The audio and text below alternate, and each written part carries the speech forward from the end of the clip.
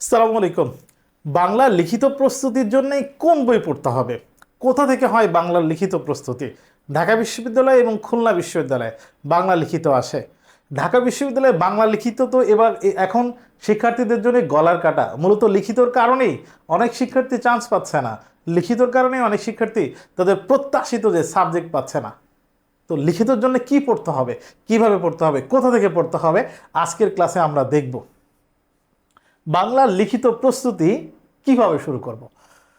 আমরা প্রথমে দেখে নেব যে কোন কোন বিশ্ববিদ্যালয়ের কোন কোন ইউনিটে আসলে লিখিত থেকে প্রশ্ন হয়।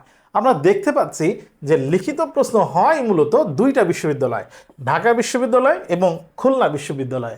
ঢাকা বিশ্ববিদ্যালয়ের এ ইউনিটে লিখিত 10 নম্বর, বি ইউনিটে লিখিত থাকে 20 নম্বর, যেটাই মূলত শিক্ষার্থীদের জন্য প্রধান বাধার বিষয়। সি ইউনিটের জন্য লিখিত থাকে 8 নম্বর এবং এটা ফিক্সড সহজ থাকে।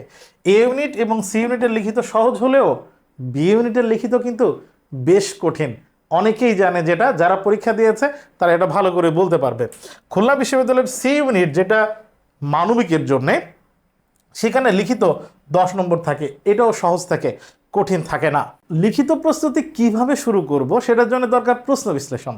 ঢাকা বিশ্ববিদ্যালয়ের এ ইউনিটে 2025-26 সেশনে লিখিত প্রশ্ন কি ছিল সেটা আমরা একটু দেখব, সেটা থেকে সিদ্ধান্ত নেব লিখিতর জন্য এ ইউনিটে কি প্রস্তুতি নিতে হয়, কি পড়তে হয়। আমরা এ ইউনিটের প্রশ্ন দেখেছি, মূলত এ ইউনিটে 10 নম্বরের লিখিত প্রশ্ন থাকে। সেখানে একটা প্রশ্ন ছিল সারমর্ম। সারমর্ম ছিল আনসিন কোনো কবিতা একটা অংশ দিয়ে তার মূল কথা কি, সারমর্ম বা সারাংশ থাকতে পারে। কখনো কখনো ভাব সম্প্রসারণও দেখা যায় ঢাকা বিশ্ববিদ্যালয়ের এই ইউনিটের রিটেনে। এছাড়া দুটি করে সমর্থক শব্দ ছিল, তার মানে সমর্থক শব্দ থেকে প্রশ্ন হয়েছে। সেই প্রশ্ন নর্মালি কমন যে ধরনের এরকম না আসতে পারে এবং ওখান থেকে আসতে পারে, পারিভাষিক শব্দ থেকেও প্রশ্ন আসতে পারে। এরপরে অর্থসহ বাক্য প্রয়োগ, এবং বাক্য প্রয়োগের জন্য যে শব্দগুলো ছিল সে শব্দগুলো ছিল মূলত বাগধারা। এই বাগধারা ছিল এ ইউনিটে, এবং বি ইউনিটেও আমরা এরকম বাগধারা দিয়ে বাক্য রচনা বা বাক্য গঠন দেখতে পাই। এই ইউনিটে পারিভাষিক শব্দ দিয়ে বাক্য গঠন বা বাক্য রচনার উদাহরণও কিন্তু আমরা দেখেছি এর আগে। তার মানে এই ইউনিটের প্রশ্ন 10 নম্বর, এটাই ছিল সমর্থক শব্দ, বাগধারা দিয়ে বাক্য গঠন আর সারমর্ম। এখন আমরা দেখব যে ঢাকা বিশ্ববিদ্যালয়ের সি ইউনিটে বাংলা রিটেনে কি ছিল। সি ইউনিটে রিটেনে 4 নম্বর ছিল 4টা অনুবাদ, আর 4 নম্বর ছিল 4টা বাক্য সংশোধন। 4টা অনুবাদ নর্মালি এগুলো সহজ থাকে, ট্রান্সলেট করতে হয়।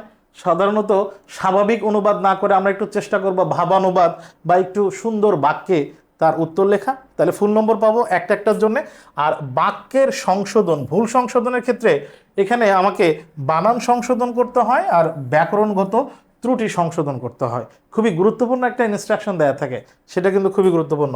বাক্যে কোনো সংযোজন বা বিয়োজন করা যাবে না, মানে যে বাক্যটা দিবে ওই বাক্যটা কিন্তু কোনো সংযোজন বিয়োজন তুমি করতে পারবে না, যেটা আছে ওইভাবেই সংশোধন করতে হবে তোমাকে। এটাই ছিল সি ইউনিটের বাংলা রিটেন, এবং এটা ফিক্সড থাকে প্রত্যেকবারই, কমন থাকে, সহজ থাকে।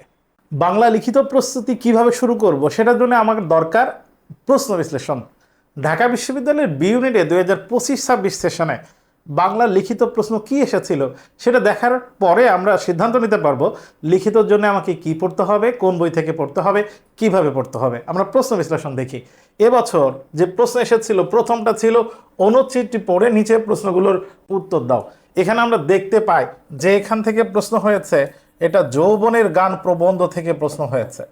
যৌবনের গান প্রবন্ধ থেকে প্রশ্ন হয়েছে, যদিও এবছর সিলেবাসে যৌবনের গান প্রবন্ধ কিন্তু ছিল না, শর্ট সিলেবাস ফুল সিলেবাস কোনোটাতেই ছিল না। তার মানে ফুল সিলেবাসের বাইরের বইয়ের একটা প্রবন্ধ থেকে প্রশ্ন হয়েছে। নতুন সিলেবাসে 27-এর সিলেবাস, মানে 26-এর সিলেবাসে কিন্তু এটা যুক্ত হয়েছে। তাইলে যৌবনের গান থেকে প্রশ্ন হয়েছে, এরকম প্রবন্ধ থেকে, গল্প থেকে, কবিতা থেকে একটা উদ্দীপক দিয়ে সেখান থেকে 4টা বা 5টা প্রশ্ন হতে পারে। প্রশ্ন কি কি ছিল? কল্যাণের ধারণার সঙ্গে আনন্দ কিভাবে সমন্বিত হতে পারে, অনুধাবনমূলক প্রশ্ন। তাহার হাসিতে গান তাহার কান্নায় গান বুঝিয়ে লেখো। আমরা এখানে দেখছি যে অনুধাবনমূলক প্রশ্ন থাকতে পারে। এবং ওই অংশটা থেকে রুধির শব্দের 2টি প্রতিশব্দ লেখো। তার মানে ওই প্যারা থেকে সমর্থক শব্দ বা প্রতিশব্দের আগের বারও ছিল, এর আগের বার অর্ধাঙ্গী থেকে প্রবন্ধ, অর্ধাঙ্গী প্রবন্ধ থেকে প্রশ্ন ছিল এবং সেখান থেকে এরকম সমর্থক শব্দ ছিল। এখান থেকে শব্দার্থ লেখো, 2টা শব্দ লিখেছে। পদ নির্ণয় করো অকিফ এবং অগোচরে। তার মানে যে উদ্দীপকটি থাকবে ওই উদ্দীপকটি থেকে বাংলা প্রথম পত্রে যে অনুধাবন বা কিভাবে বোঝো এই প্রশ্ন থাকে, সাথে ব্যাকরণও থাকে, যে ব্যাকরণগুলো আমরা এমসিকিউ এর প্রিপারেশনের জন্য নিয়ে থাকি। যেরকম 4টা প্রশ্ন ছিল, এরপরে একটা প্যারা ছিল সারাংশ লেখো। সারাংশ যেটা ছিল সেটা জীবন ও বৃক্ষ প্রবন্ধ থেকে ছিল, এটাও শর্ট সিলেবাসের মধ্যে অন্তর্ভুক্ত ছিল না। তাহলে সারাংশ প্রশ্ন হয়েছে। এরকম সারাংশ বা সারমর্ম থেকে আসে অনেক সময়। এইচএসসি আমাদের যে বোর্ড আমরা যে পড়ি, ব্যাকরণ গ্রন্থ যে সহায়ক গ্রন্থ পড়ি, সেখান থেকে, অথবা নবম দশম শ্রেণীর যে বোর্ড বইয়ে সারাংশ সারমর্ম আছে কিছু, সেখান থেকে এরকম প্রশ্ন থাকতে পারে। আমরা আমাদের কোর্সের সাথে যে ম্যাটেরিয়ালস দেই বাংলা ডাইজেস্ট, সেখানে এরকম অনেক সারাংশ সারমর্ম প্র্যাকটিসের জন্য দিয়ে থাকি। শব্দ ও ভাষারীতি শুদ্ধ করো, তার মানে আমরা ধরে নিতে পারি এটা শুদ্ধিকরণ। শুদ্ধিকরণ থেকে প্রশ্ন হয়েছে। কোনো ইউনিটে শুদ্ধিকরণ বাক্য আসতে পারে, কোনো ইউনিটে শুদ্ধিকরণ এরকম প্যাসেজ আসতে পারে। তাহলে শুদ্ধিকরণ থেকে প্রশ্ন হয়, যেটা আমরা এমসিকিউ এর জন্য পড়ি, ইন্টারমিডিয়েটে যা পড়েছে শুদ্ধিকরণ, সেখান থেকে প্রশ্ন হতে পারে। অথবা এমন হতে পারে কোনো গল্প বা প্রবন্ধের পাঠ পরিচিতির অংশ একটা প্যাসেজ, সেখান থেকে শুদ্ধিকরণ। এরকম হয়েছে, কিন্তু এরকম হতে পারে। এছাড়া অর্থসহ বাক্য রচনা ছিল। এখানেও যে বাক্যগুলো ছিল, শব্দগুলো ছিল, সে শব্দগুলো মূলত বাগধারা। তার মানে বাগধারা থেকে বাক্য রচনা, এটা কিন্তু অন্য ইউনিটে এবং বি ইউনিটে এসেছে। তার মানে এরকম বাগধারা থেকে বাক্য রচনা। একবার দেখা গেছে এই ইউনিটে পারিভাষিক শব্দ দিয়ে তার বাক্য রচনা এসেছে। তাহলে এরকম পারিভাষিক শব্দ, বাগধারা দিয়ে বাক্য রচনা আসতে পারে ঢাকা বিশ্ববিদ্যালয়ের মানবিক বা অন্য ইউনিটে। আমরা এক নজরে 2025-26 সেশনে ঢাকা বিশ্ববিদ্যালয়ে কোন কোন টপিক থেকে প্রশ্ন এসেছে দেখছি। আমরা দেখলাম উদ্দীপক এবং প্রশ্নোত্তর, এখানে 5টা প্রশ্ন ছিল, ব্যাকরণও ছিল এর সাথে, এর ভিতরে কিন্তু ব্যাকরণও ছিল, সারাংশ ছিল একটা, শুদ্ধিকরণ আমরা দেখছি এখানে, অনুচ্ছেদ ছিল, প্যাসেজ ছিল। এছাড়া বাক্য রচনা আমরা দেখলাম যে বাগধারা থেকে বাক্য রচনা ছিল 2025-26 সেশনে ঢাকা বিশ্ববিদ্যালয়ের রিটেনে বাংলা লিখিততে। আমরা এক নজরে 3 বছরে ঢাকা বিশ্ববিদ্যালয়ের লিখিত প্রশ্ন কি ছিল দেখে নিই। আমরা 25-26 সেশনে আমরা দেখলাম উদ্দীপক, প্রশ্নোত্তর, সারাংশ, শুদ্ধিকরণ, অনুচ্ছেদ এবং বাক্য রচনা ছিল বাগধারা থেকে। এটা 2025-26 সেশন। 2024-25 সেশনে ছিল উদ্দীপক এবং প্রশ্নোত্তর, এখানেও প্রবন্ধ থেকে ছিল, অর্ধাঙ্গী প্রবন্ধ থেকে, সারমর্ম ছিল, আর একটা ছিল অনুবাদ। এটা ছিল 2024-25। 23-24-এ উদ্দীপক এবং প্রশ্নোত্তর ছিল, সারমর্ম ছিল, আর ভাব সম্প্রসারণ ছিল। এইটাই ছিল গত 3 বছরে ঢাকা বিশ্ববিদ্যালয়ের মানবিকের লিখিতের প্রশ্নের প্যাটার্ন বা ধরন, কোন কোন টপিক থেকে প্রশ্ন হয়েছে। বাংলা লিখিত প্রস্তুতি শুরু করব কিভাবে, এটার জন্য আমার দরকার প্রশ্ন বিশ্লেষণ করে ঠিক কোন কোন টপিক থেকে প্রশ্ন আসবে, এবং তারপর আমি সিদ্ধান্ত নিতে পারবো যে আমাকে আসলে কোন কোন জায়গায় কোন কোন বই পড়তে হবে বাংলা লিখিত প্রস্তুতির জন্য ঢাকা বিশ্ববিদ্যালয় এবং খুলনা বিশ্ববিদ্যালয়। তো ঢাকা বিশ্ববিদ্যালয়ে সেই বাংলা লিখিত প্রস্তুতিতে আমরা একটু দেখে নিই মূলত প্রশ্ন এই টপিকগুলো থেকে হয়। একটা উদ্দীপক থাকতে পারে, সেটা গদ্য বা পদ্য থেকে থাকে। এই পর্যন্ত নাটক উপন্যাস থেকে আমরা উদ্দীপক আসতে দেখি নাই। তার মানে গদ্য বা পদ্য থেকে একটা উদ্দীপক, সেখান থেকে প্রশ্ন হয়। সেটার প্রস্তুতির জন্য আমাকে প্রস্তুতি নিতে হবে এইচএসসি বাংলা প্রথম পত্র, প্রত্যেকটা গল্প কবিতা খুবই ভালো করে পড়া। প্রত্যেকটা গল্প কবিতার কোনো শব্দ, কোনো বাক্যাংশ, কোনো বাক্য, তার অর্থ কি, সরাসরি অর্থ কি, অন্তর্নিহিত অর্থ কি, অনুধাবনের জন্য আমরা যেভাবে পড়ি এভাবে প্রিপারেশন নিতে হবে। এছাড়া সারাংশ বা সারমর্ম থাকতে পারে। সারাংশ বা সারমর্মের জন্য আমরা নবম দশম শ্রেণীর যে ব্যাকরণ বইয়ে সারাংশ সারমর্ম আছে সেগুলো পড়বো। আমরা এইচএসসি যে বই পড়েছিলাম, আমরা এইচএসসি বা আলিমে, সেই বাংলা দ্বিতীয় পত্র বইয়ের সারাংশ সারমর্মগুলো দেখব। এছাড়া আনসিন কোনো কথা বা কোনো কবিতার সারাংশ অথবা সারমর্ম আসতে পারে। এছাড়া অনুবাদের ক্ষেত্রে আমরা প্রিপারেশন নেব নবম দশম শ্রেণীর ব্যাকরণ বইয়ে অনুবাদ আছে, এইচএসসি যে বোর্ড বই ব্যাকরণ বই সেখানেও অনুবাদের প্র্যাকটিস আছে। এছাড়া আনসিন কোনো প্যাসেজ দিয়ে অনুবাদ আসতে পারে, যেরকম গতবারের আগের বার জুলাই আপরাইজিং নিয়ে একটা প্যাসেজ আসছিল, ইংরেজি বিদেশি একটা ইংরেজি পত্রিকায় একটা নিবন্ধ থেকে একটা অংশ তুলে দিয়ে তার বাংলা অনুবাদ এটা কিন্তু এসেছিল, এরকম প্রশ্ন হতে পারে। ভাব সম্প্রসারণের জন্য আমরা নবম দশম শ্রেণীর ব্যাকরণ বই, এইচএসসির আমাদের যে ব্যাকরণ বই পড়ি সেটা, অথবা আনসিন কোনো বাক্য আসতে পারে। আনসিন ভাব সম্প্রসারণ আসার সম্ভাবনা খুবই কম, তবে আমরা নবম দশম এবং এইচএসসি থেকে কমন পেয়ে যেতে পারি যদি ভাব সম্প্রসারণ প্রশ্ন হয়। শুদ্ধিকরণ থেকে আমরা জানি শুদ্ধিকরণ থেকে বাক্য শুদ্ধিকরণ আসতে পারে বা প্যাসেজ শুদ্ধিকরণ আসতে পারে। সেটার জন্য আমরা এইচএসসির যে প্রিপারেশন নিয়েছি ব্যাকরণের বাংলা দ্বিতীয় পত্রের, সেটা আমরা খুব ভালো করে পড়বো, সেখান থেকে প্রশ্ন হতে পারে। এছাড়া এমসিকিউ প্রিপারেশনের জন্য আমরা শুদ্ধিকরণের যে প্রিপারেশন নেই, বানান, নত্যবিধান, সত্যবিধান, প্রয়োগ অপপ্রয়োগের, সেটা খুবই সিরিয়াসলি পড়বো। রিটেনও আমাদের কাজে লেগে যেতে পারে, এবং এর সাথে সাথে এমসিকিউ আমরা যে সমর্থক শব্দ পড়ি সেটা কাজে লেগে যেতে পারে, পারিভাষিক শব্দ যেটা পড়ি সেটা কাজে লেগে যেতে পারে, বাগধারা যেগুলো পড়ি সেগুলো কাজে লেগে যেতে পারে। বাক্য রচনার ক্ষেত্রে আমরা দেখেছি অনেক সময় বাংলা প্রথম পত্রে একবার হয়েছে, বাংলা প্রথম পত্রের বোর্ড বইয়ের যে শব্দ অর্থ অংশের ওখান থেকে একটা শব্দ দিয়ে তার বাক্য রচনা একবার হয়েছে, পারিভাষিক শব্দ থেকে বাক্য রচনা একবার এসেছে, বাগধারা থেকে বাক্য রচনা এইবারই 2টা ইউনিটে এসেছে। তার মানে পারিভাষিক শব্দ থেকে বাক্য রচনা, বাগধারা থেকে বাক্য রচনা আমাদেরকে প্র্যাকটিস করতে হবে, এই জায়গাগুলো পড়তে হবে।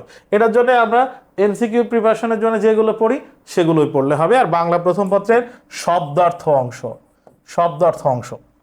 এছাড়া ব্যাকরণের প্রশ্ন আসতে দেখা গেছে এইবারের আগের বার উদ্দীপকের মধ্যে একটা ব্যাকরণ, উপসর্গের অর্থবাচকতা নেই কিন্তু অর্থদ্যোতকতা আছে।